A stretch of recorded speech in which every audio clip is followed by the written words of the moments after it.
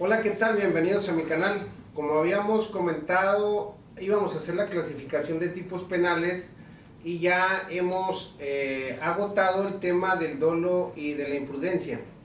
En esta ocasión haremos la clasificación de tipos en relación a la conducta realizada por el sujeto activo. No cabe duda que la conducta humana, que es la única que sanciona el derecho penal, se puede manifestar de dos formas. Una forma es la acción y otra forma es la omisión. En el delito de acción, esta forma de legislar del Congreso es una norma prohibitiva. En el delito de acción, el legislador te dice cuál es la conducta que no debes hacer. Todo lo que hagas diferente o paralelo a esa conducta es permitido, pero no debes hacer esa conducta. Por eso es una norma prohibitiva. Por ejemplo, cuando habla del robo, comete el delito de robo, el que se apodera de cosa ajena mueble, etc., quiere decir no robarás.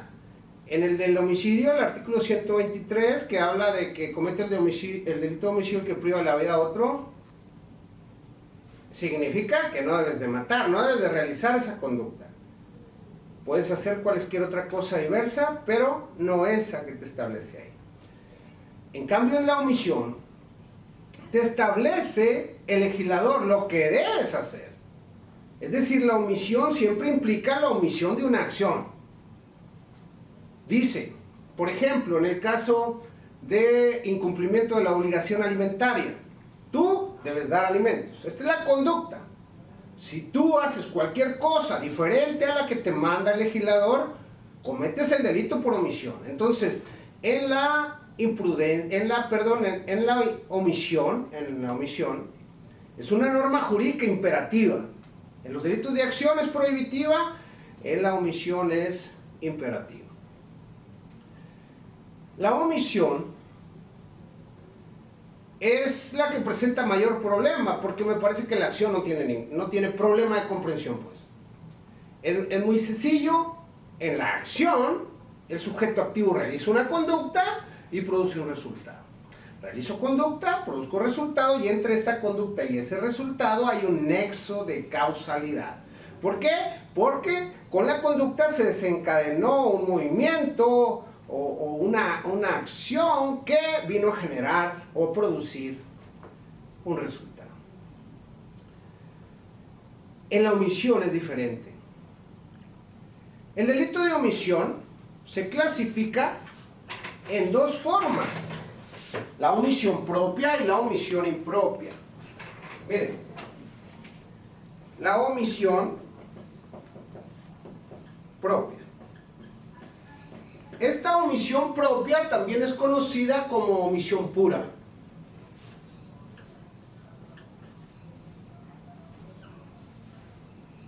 Si decíamos hace un rato que el delito de omisión consiste en omitir una acción que la ley te manda, el primer requisito para una omisión es que tú tengas la obligación de realizar esa acción.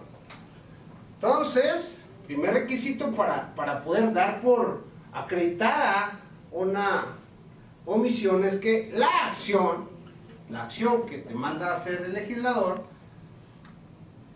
sea obligación del sujeto realizarla.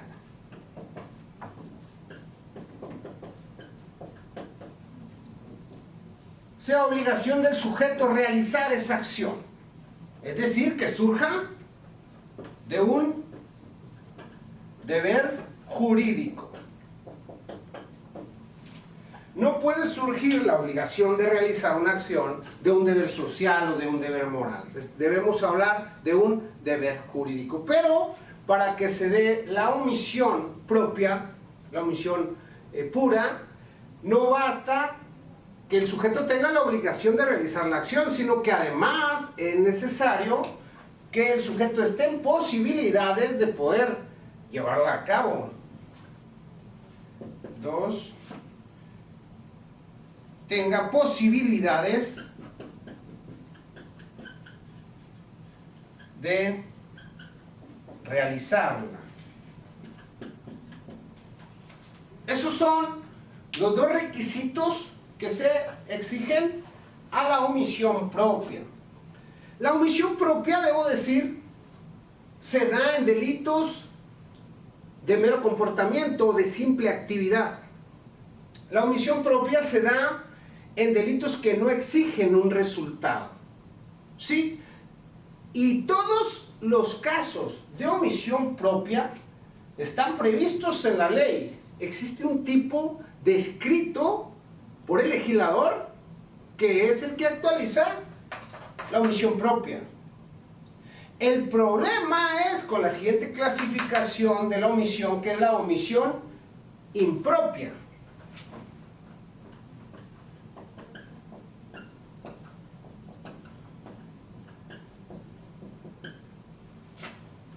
Esta omisión impropia se conoce también como comisión por omisión.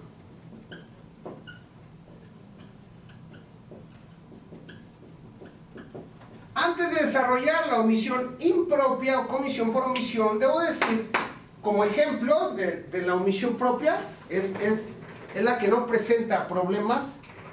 Por ejemplo, hay un artículo, les decía ahorita, que en la omisión propia, todos los tipos penales están descritos en la norma, todos.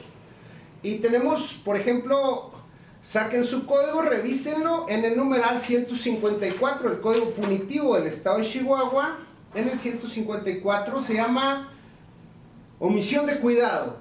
Dice: a quien abandone a una persona incapaz de valerse por sí misma, teniendo la obligación de cuidarla, se le impondrá tal pena, si no resultara lesión o daño alguno. Por eso les digo que la omisión propia se da en delitos de simple actividad o de mero comportamiento, o bien delitos de peligro, donde no hay un resultado. Otro caso es, por ejemplo, el artículo 155, donde se trata de omisión de auxilio a personas lesionadas. Dice, artículo 155 del mismo cuerpo de leyes que ya mencionamos: a quien después de lesionar a una persona imprudencial o fortuitamente no lo auxilie o no solicite la asistencia que requiere, pudiendo hacerlo, y entonces se le impondrá X pena. Fíjense que aquí no exige resultados. En la omisión propia es muy sencilla, tú omites, pero no se exige un resultado. Otro caso, el clásico, el 188, está previsto en nuestro Código Penal de Chihuahua, que es el incumplimiento de la obligación alimentaria. Dice: a quien incumpla con su obligación de dar alimentos a las personas que tienen derecho a recibirlos, se le impondrá X penalidad. En la omisión pura o propia, basta con que omitas, pero no se requiere un resultado. Dejas de dar alimentos, ya cometiste el delito. ¿Por qué? Porque estás dejando de hacer una obligación que la ley te manda, y tú tienes el deber jurídico de hacerlo y estás en posibilidad de realizarlo. Si no estás en posibilidad de realizarlo, entonces no eres responsable. Una persona que pretende, que tiene la obligación de darle alimento a sus menores hijos, pero no tiene empleo y está discapacitado y no tiene manera de allegarse dinero, recursos para darle a sus menores, pues no comete el delito, por más obligación que tenga de darle a sus menores hijos. No basta pues solamente el deber jurídico de actuar, de realizar esa acción, sino que además debe estar en posibilidad de poder hacerlo. Y además, debo decir, pudiéramos agregar, no solo debe estar en posibilidad de poder realizarlo, sino debe ser también sin riesgo para sí o para un tercero. ¿Por qué? Porque el derecho penal no exige conductas heroicas.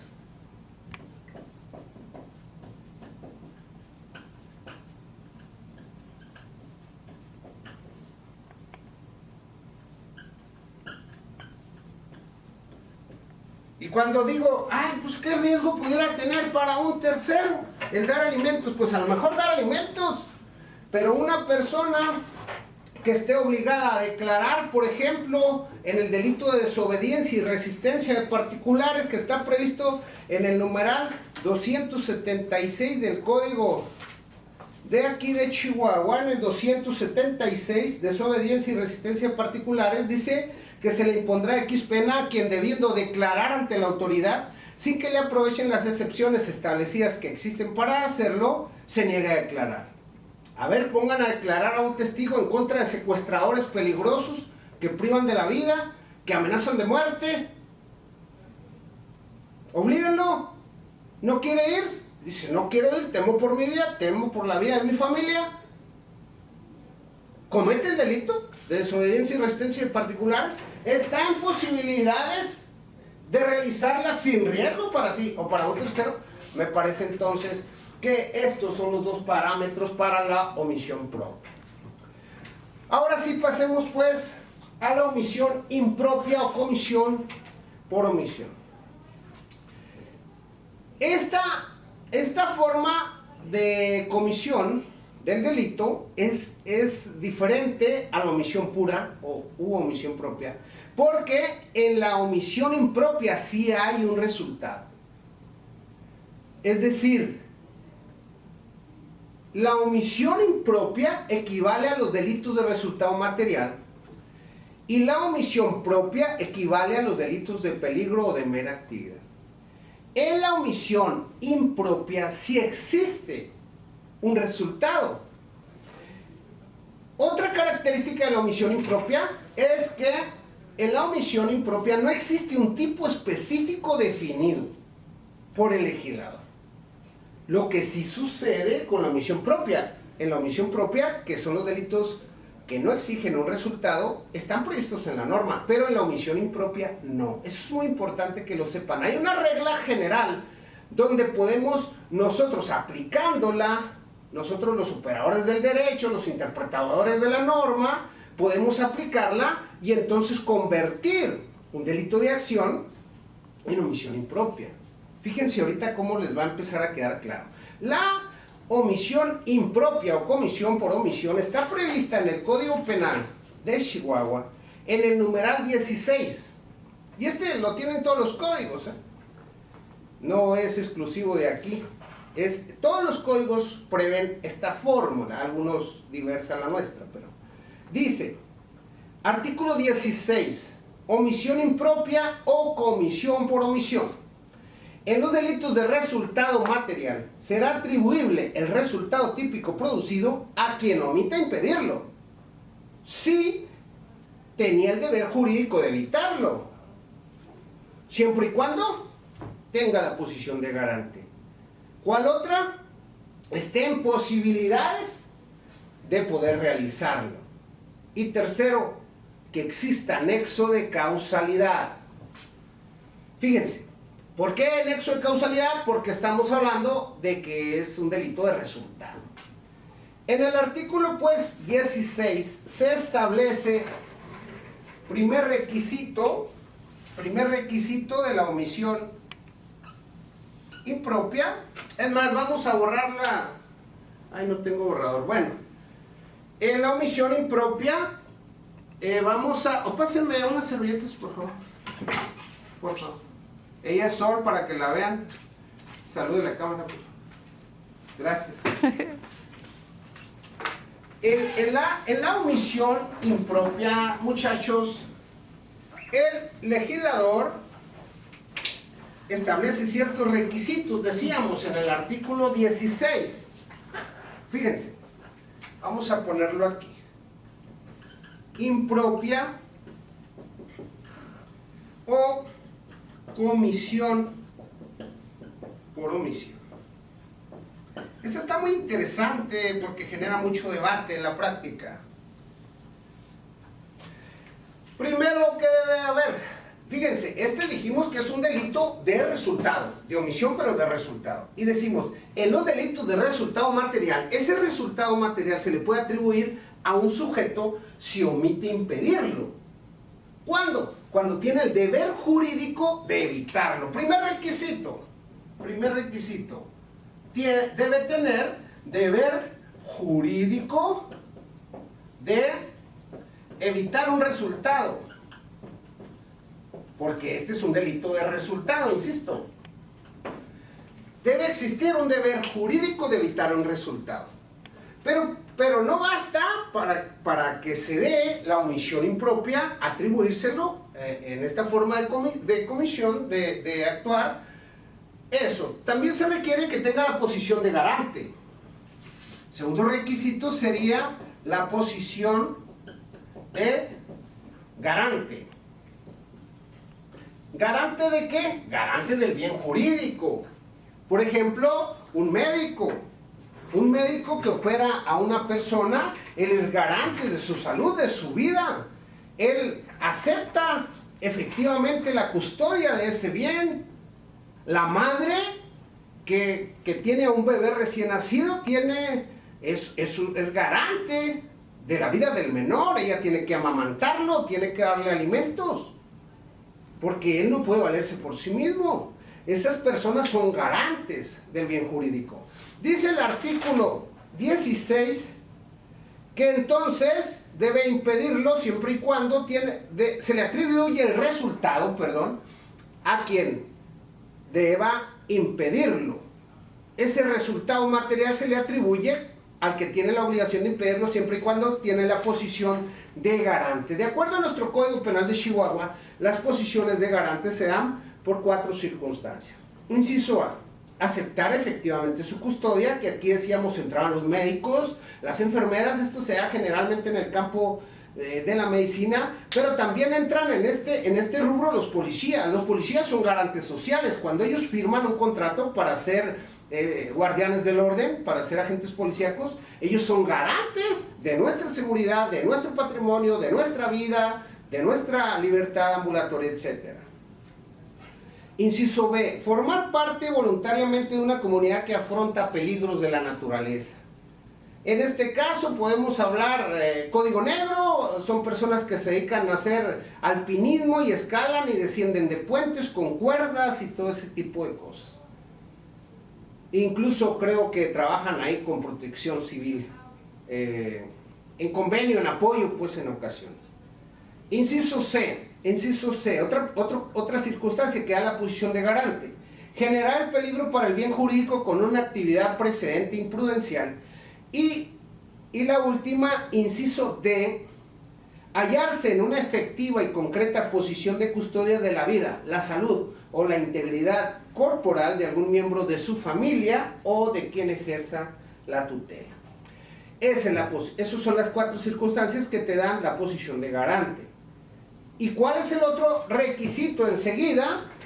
Que de acuerdo a las circunstancias, si le van a exigir evitar que no es el deber porque tiene el deber jurídico de evitarlo, pues debemos decir que esté en posibilidades de evitarlo. Decíamos ahorita, sin riesgo para sí o para un tercero, que esté en posibilidades de evitarlo.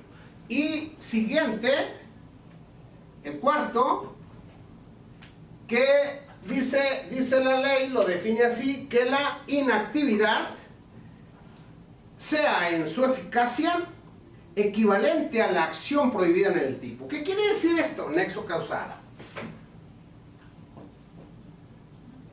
Ahorita les voy a explicar esto del nexo de causalidad. Entonces, en el delito de omisión impropia, decíamos, es un delito de resultado, pero lo comete de esta forma de comisión es cuando el sujeto activo omite impedir un resultado teniendo el deber jurídico de evitarlo, siempre y cuando sea garante del bien jurídico que se vulnera, esté en posibilidades de evitarlo, y la inactividad es en su eficacia equivalente a la actividad que exige el tipo penal de acción. Por ejemplo, voy a poner un ejemplo para explicar estos elementos. Un ejemplo muy sencillo. Es el ejemplo de la madre.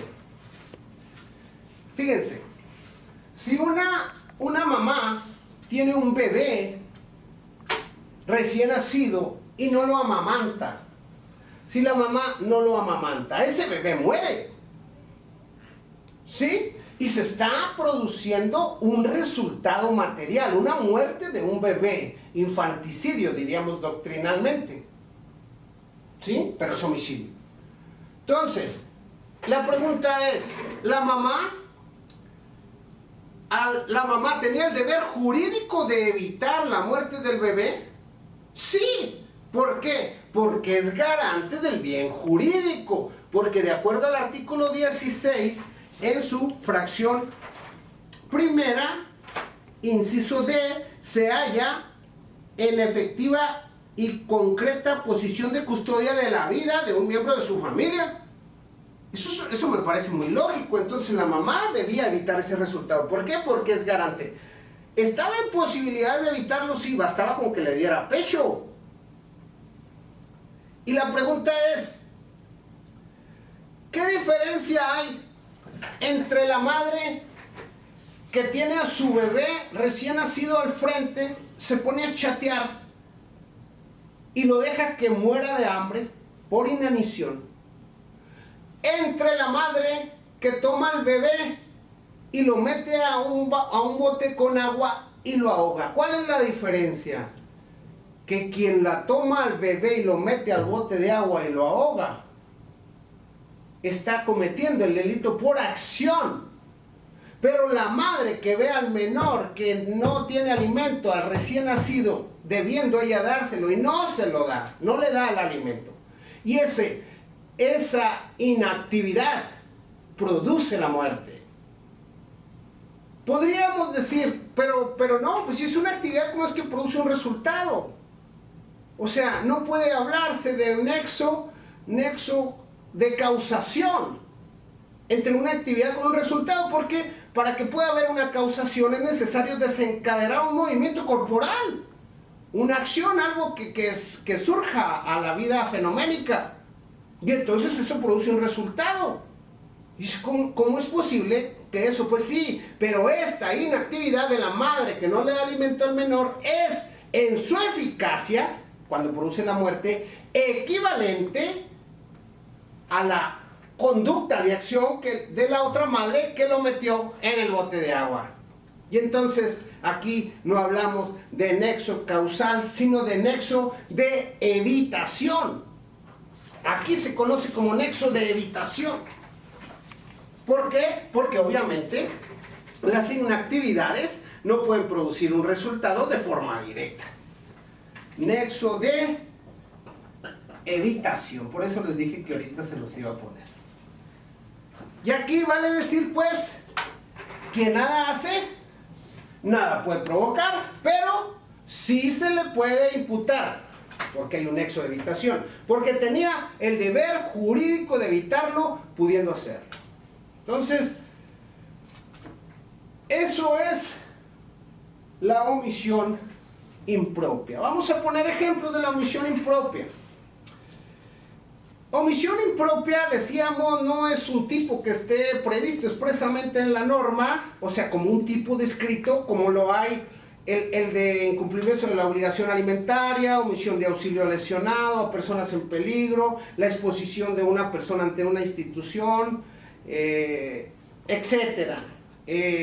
Desobediencia y resistencia de particulares, todos los delitos que se pueden dar por omisión propia. En los delitos de omisión impropia, el legislador da la fórmula del artículo 16, pero no nos dice, por ejemplo, vamos a poner un ejemplo de un robo. El robo es un delito de acción.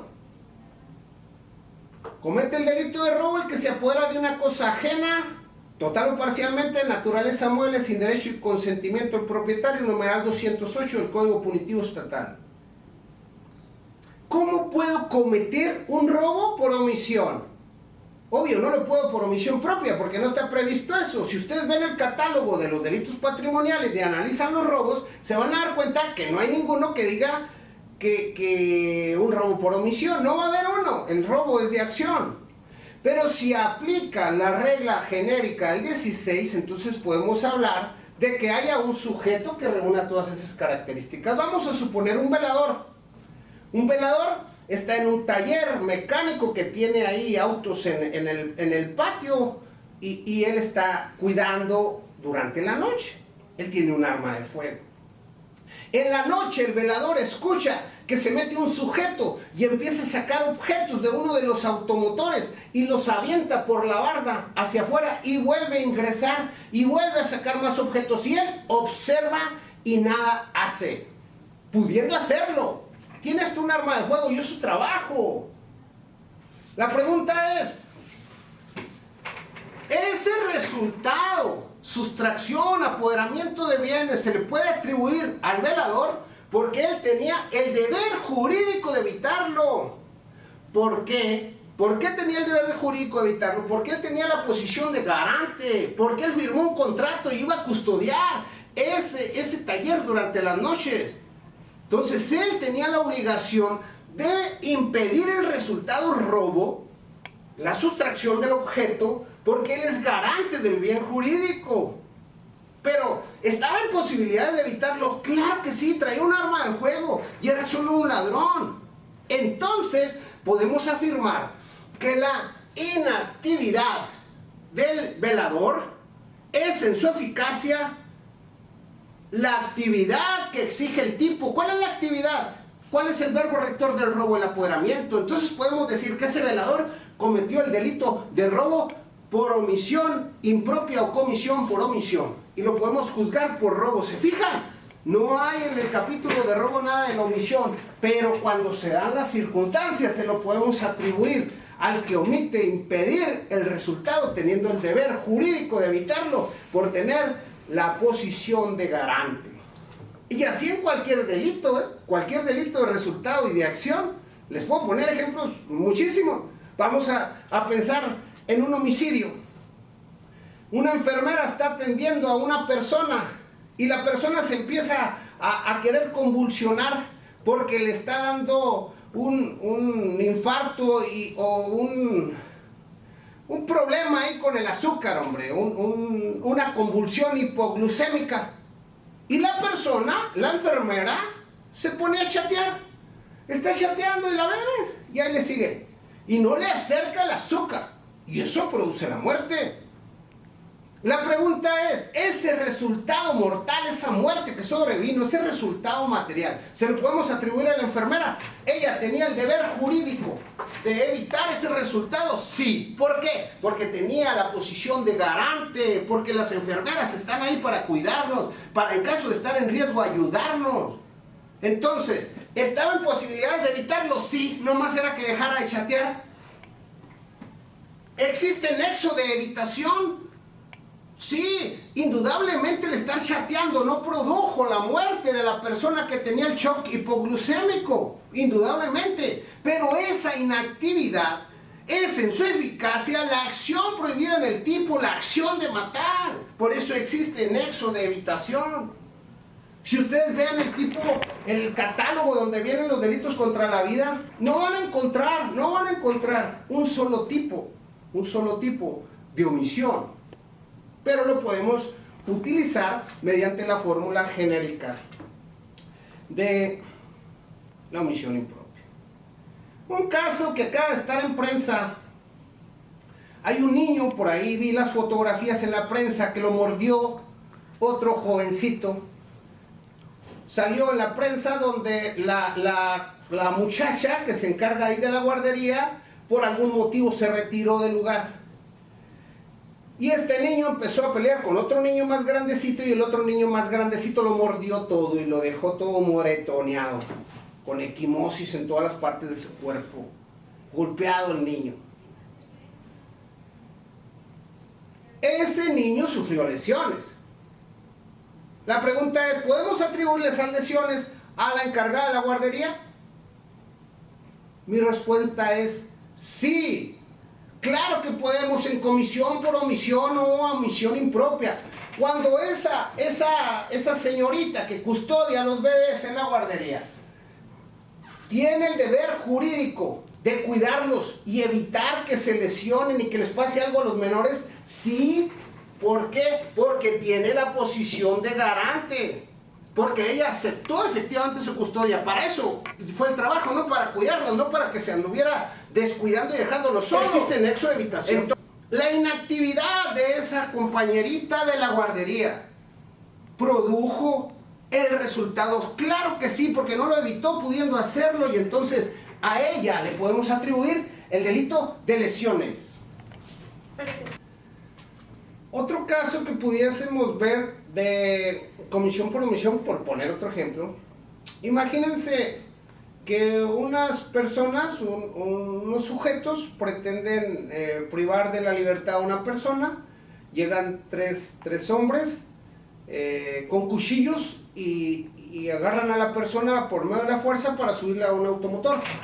Y hay unos agentes policíacos que llegaron a un Oxxo, se están tomando un café y observan que los policías están viendo que están subiendo por medio de la fuerza a un sujeto al auto y nada hacen. Nada hacen. Esos policías tienen el deber jurídico de evitarlo porque son garantes del bien jurídico. Tienen la obligación de evitar ese resultado, privación de libertad. ¿Por qué? Porque ellos son policías y al firmar sus contratos de trabajo, ellos se convierten en garantes sociales. Para eso son los policías. Entonces, a ellos les podemos atribuir el resultado, privación de libertad, porque ellos tenían el deber jurídico de evitarlo al tener la posición de garante. Y estaban en posibilidad de hacerlo, puesto que están armados, están entrenados y eran tres tipos con armas blancas. Ellos fácilmente pudiesen haberlos sometido, ¿no? Y entonces esa inactividad de los agentes es en su eficacia equivalente a la actividad prohibida en el tipo de acción, es decir, en el secuestro. Por eso existe nexo de evitación. Hay una conducta omisiva, hay un resultado, y entre la conducta y el resultado hay un nexo de evitación. Esta inactividad, esta omisión, produjo este resultado al no impedirlo. Siempre que esa inactividad o esa omisión se le quiera atribuir un resultado, sí se puede hablar de ese tipo de causalidad, ¿sí? Nexo de evitación. ¿Por qué? Porque esa omisión es equivalente a una acción. Otro ejemplo pudiera ser, hay casos, donde empieza a entremezclarse la acción y la omisión y empieza a complicarse un poco más. Voy a poner un ejemplo para que vean que esto no es tan fácil. Les estoy poniendo ejemplos de laboratorio muy sencillos. Pero vamos a ver. Un médico que opera a una persona con instrumental médico que no fue previamente desinfectado. Y cuando la opera, resulta que le contagia una infección en sus órganos. Y luego se complica, se infectan sus órganos y muere por septicemia. La pregunta es, ¿ese homicidio se cometió por acción o se cometió por omisión? A mí me parece que ese homicidio es en comisión por omisión, porque el médico debió haber desinfectado el instrumental, que finalmente fue lo que produjo la muerte. Y entonces debió evitar ese resultado porque tenía la posición de garante al haber aceptado efectivamente su custodia. Estaba en posibilidades de evitarlo y su inactividad es en su eficacia equivalente a la acción de matar. Y por lo tanto me parece que ese delito es en comisión por omisión. Es un homicidio por omisión. Hubo un caso que yo recuerdo que me parece que es igual. Un médico le hace una cirugía a una mujer, la mujer presentaba un problema de hernia hiatal. La hernia hiatal se presenta a nivel del esófago, donde se une el esófago con el estómago. Cuando el esófago con el estómago, y luego entra el alimento y luego pasa al estómago. Aquí en la parte del estómago hay un músculo, vamos a suponer que este es el esófago, hay un músculo que se le llama el músculo hiato.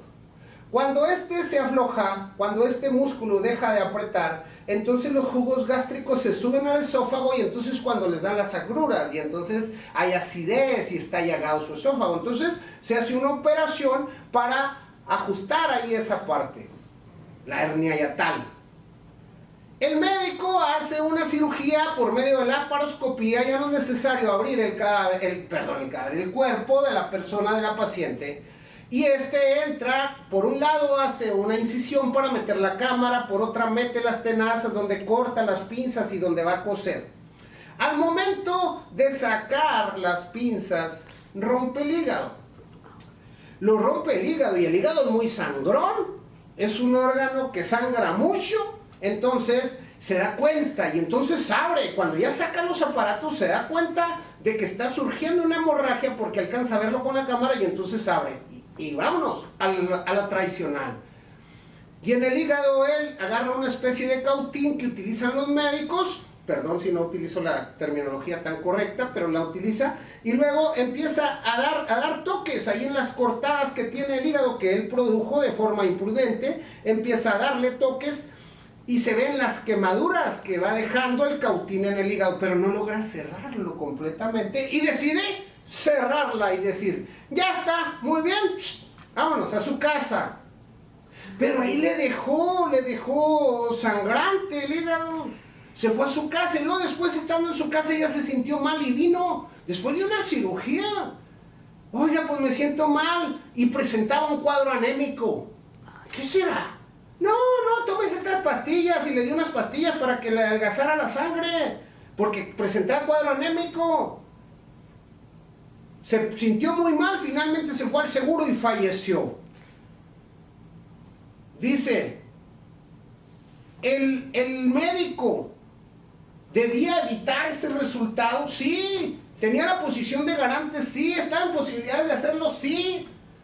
Me parece que no debió haber cerrado a la paciente mientras lo operaba, si no podía suturar o cauterizar, mejor dicho, el hígado, teniendo todavía el antecedente de una cirugía de un día antes. Le da unas pastillas para el adelgazamiento cuando abren el cuerpo ahora sí de la víctima, el estómago lleno de sangre, ¿qué? 6, 7 litros de sangre en el estómago.